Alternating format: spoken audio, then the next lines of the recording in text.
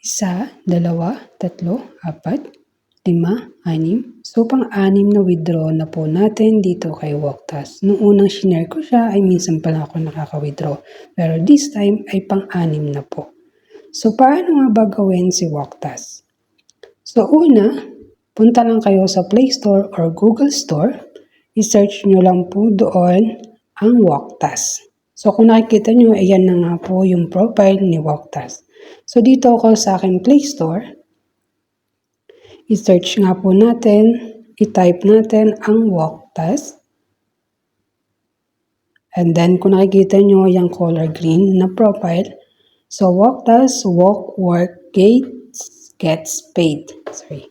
So, may apps na po ako dito. So, connect nyo lang po siya sa Google and type nyo nga po ang A6PWAG para magkaroon kayo ng free coins.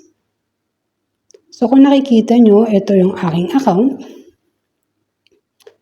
And then, dito sa mga lucky box ay nakakakuha din po tayo ng coins, na mga free coins, either 1, 2, pwede mo siyang i-times 2. Dito naman sa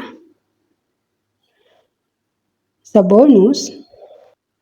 At dito naman sa bonus guys, may mga extra earn apps dito para makukuha kayo ng added na coins. Kung nakikita nyo, pwede kayo mag-invite sa My Chips, Reward Survey, Rapido Reach, and PubScale. So, dito naman tayo sa My Reward or sa gift cards. Using PayPal lang po tayo pwede mag-cash out dito sa apps na to. So, papakita ko sa inyo kung paano mag-cash out. So, meron na akong 3,000 coins o 3,011 coins.